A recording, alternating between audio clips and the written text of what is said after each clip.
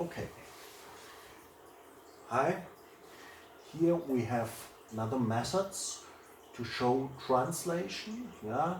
We have also velocity vectors I showed you, and we can have different methods for flow lines. Yeah. Here we have some PIF method or Schlieren method, or we have can even take some wall strips. That is a common way. I'll tell you more about it. And we have different types of flow types. I want to flow lines. I want to summarize them. We have streamlines. We can have path lines, street lines, timelines, or oil flow lines. And now I want to go a bit into detail.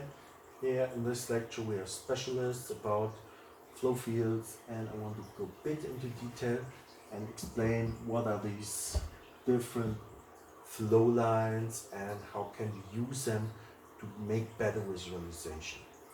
Okay, first, one thing I have to mention, I think you noticed it already, but we can have laminar flow and turbulent flow. And here we have flow around a ball, and it's a ball, can also be a cylinder, but here it is a ball, and we have a smoke around the ball. And what you see, because of the smoke visualization, we have laminar flow without a lift off, and we have turbulent flow, highly turbulent flow behind this ball. Okay, here it's a grid, a numerical mesh of our problem.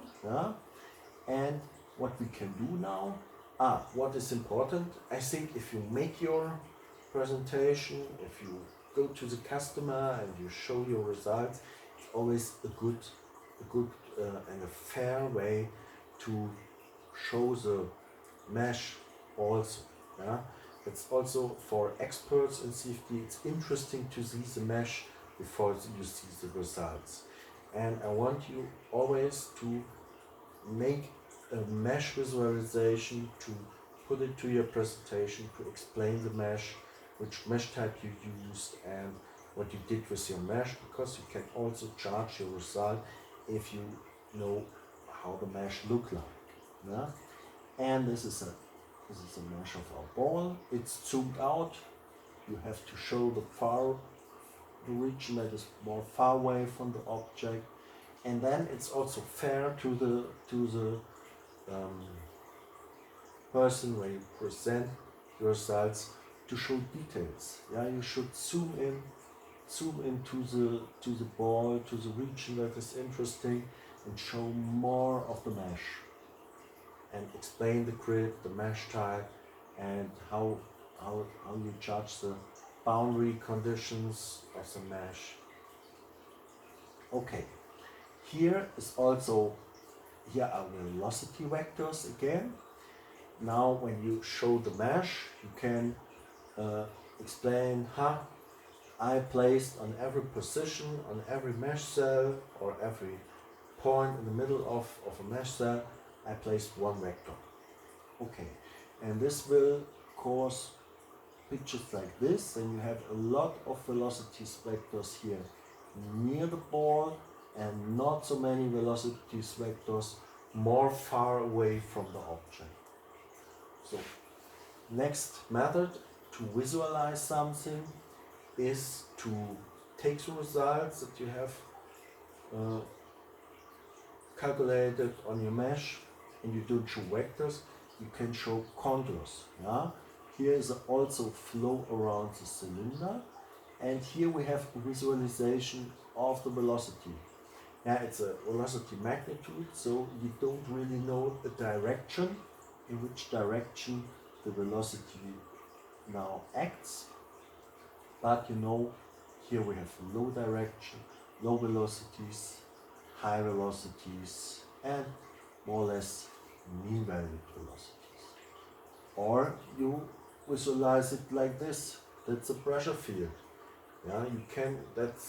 I think that's the most easy method to make a visualization of a result of a pressure field. You just plot a contour. That would also be the first thing I will do when I make visualization. I plot here pressures. Here in front of the ball we have high pressure, and at the back side of the ball we have a low pressure region. Okay, let's have a look a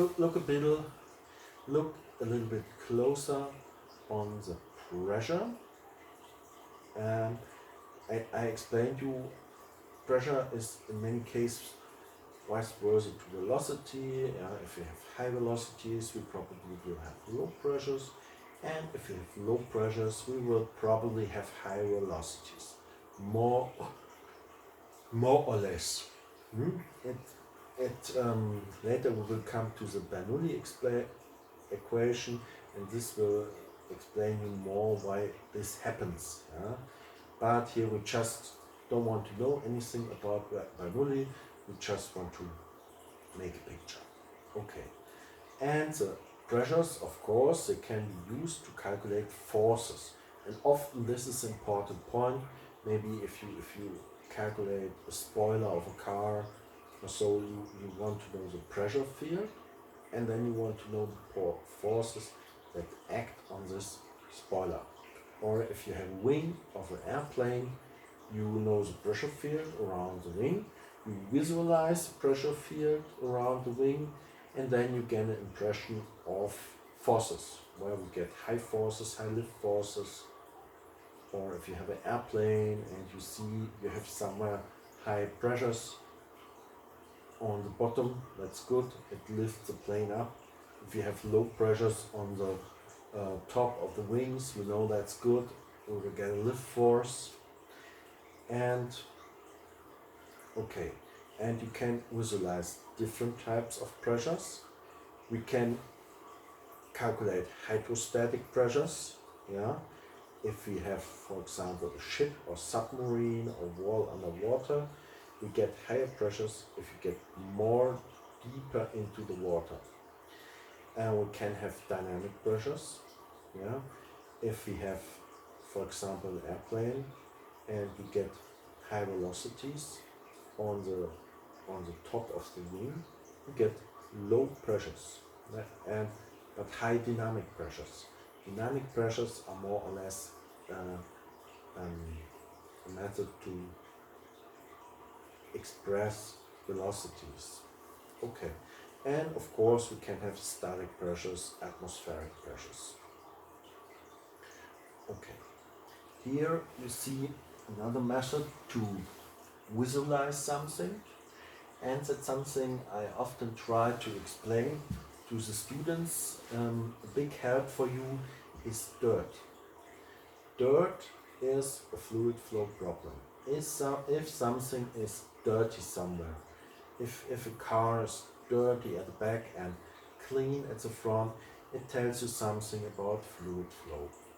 Or if you have, for example, a hole on the wall where the air comes out, you can be sure that you get some dirt around the hole. Or maybe you know heating system of your house, or in your room you have a heating system, then you will always have dirt on the wall where the heating system is placed. And why is it like this? Because you get dirt where you have velocity gradients. And that's a method that is used in industry also.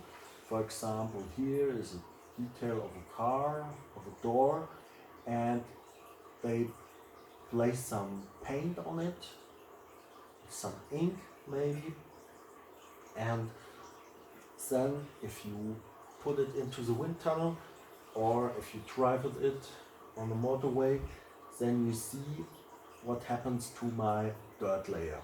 You can see the distribution of the dirt, and this will give you an expression of the optimization of the geometry. Here, for example, we have a mirror of the car.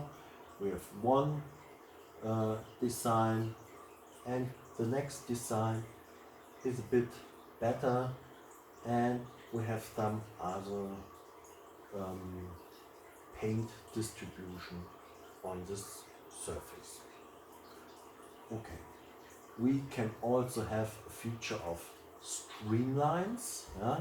Streamlines are used to visualize fluid flow in a region. And here's also another contour plot. Yeah? Here we have a stream function and filled contours. That's also possibility to visualize flow. Or on the other side we can have this filled contours and we visualize it on the streamline. So we paint the color of the streamline after the results of our calculation. Okay, so I want to summarize what is a path line. A path line is a trajectory followed by a particle. You need a model of a particle, maybe Lagrangian model, and you maybe post-processing of your flow field data, and then you simulate how would one particle move through this flow field, and you generate a path line that follows this particle, and then you can visualize the fluid flow. But you have to do this post-processing steps, this Lagrangian simulation of a particle. I don't want to go too much into details in vector calculations and Lagrangian mathematics and movement of particles. And this step, the simulation, is not really slow. You can do it in some seconds if you have results of a flow field. And if you come to ANSYS, it's a feature of ANSYS CFX. You can just use this post-processing feature, so you don't have to program anything on your own. Okay, there's also a method to visualize path lines in reality. Yeah, and this method sounds a bit crazy, but it's used really often.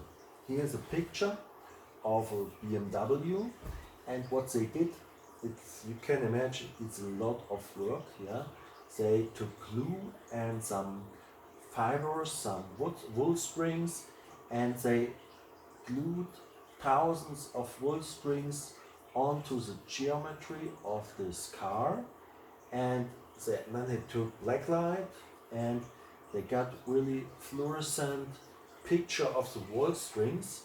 And then if you put this car into wind tunnel and make them pictures, you see where turbulence, for example, after the wheels, you get them turbulence, or in front where the lights are placed or the cooling system is placed, you see some turbulence, or here at the wiper region and the mirror region.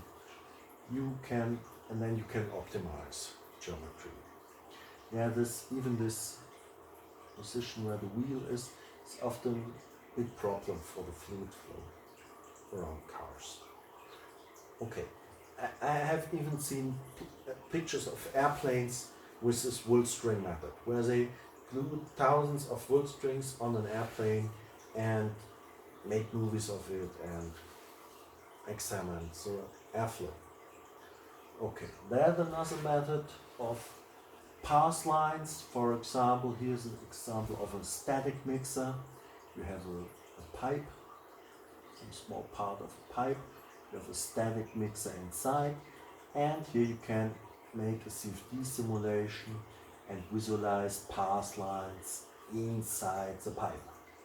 Another example is a rotor. I made the simulation of this rotor geometry. It was a project for small turbine. We even printed it in 3D. But this is the ANSYS model. And also in a rotor geometry, you can visualize and optimize the fluid flow by streamlines. And I made this picture with ANSYS CFX. Okay, that's another picture, and I took this picture from some slides of Andrew Baker. he did a lot of work. I took a look. I must say I took also a lot of slides from Baker's presentation. He worked for Fluent in 2002, and he did a really interesting and good and detailed introduction to CFD. And this is also explanation from his side from 2002. He has here a flow field visualized by vectors, and then you can add some particles, and you can show the flow field by the movement of the particles. And of course, here again we are in the region of movies. This kind of pictures only makes sense if you make a movie or a moving GIF to explain the movement. Okay, so if you have that's something, maybe I must explain it a bit. If you have a particle model, a Lagrangian simulation of a spray or of dirt particles, you cannot really see a lot if you don't have movies. I will come to this point a bit later. Here, that's a simulation I did with FRL Fire, a very good simulation code and alternative to CFX. It's from the company AVL in Austria, and here I made a simulation of a gasoline spray. I think it was a GM nozzle. I'm not sure about it, but I took a lot of particles, and I wanted to visualize the development of the spray into the cylinder. I made a lot of in-cylinder simulations, and the idea was we don't want to hit the spark plug with the spray, or we don't want to hit the valve with the spray, or the walls of the cylinder. We had to optimize the spray for our special car. And so we also wanted to identify from which hole we injected the particle. So I colored here's a first time step, a really small spray, and I colored every particle after the hole. You see, this were the particles of the red hole, and from the yellow and the blue hole, and after some time it starts mixing, and it's not so easy to decide if they had no color. It would be quite difficult to decide which color is from which hole. And this kind of particle visualization is quite tough if you're in one picture. I think you always have to take more pictures for more time steps, otherwise you don't get a feeling how the spray will look like. And even better is also a visualization of a movie. That's a GIF I made I extracted a lot of pictures from my particle systems. It was a Lagrangian simulation, and I made this movie of the cloud of particles.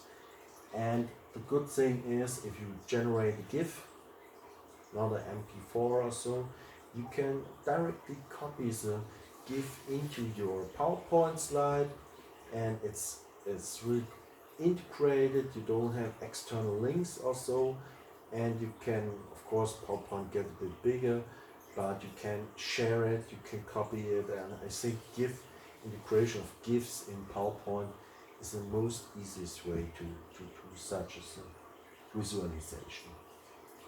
Okay, and yeah, I think that's a good method to visualize from which hole we have which amount of gasoline. And it's quite important for free consumption motor design. Okay, or here's another method. It's a method of street lines, and if you use street lines, you can even divide different regions and get an impression how the fluid flow will look like. or we have path lines and street lines in unsteady flow.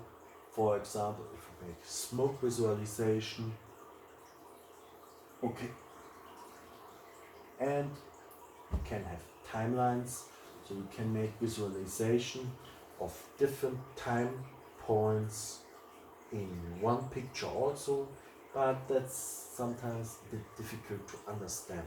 Yeah? Maybe I don't like to use that method so often.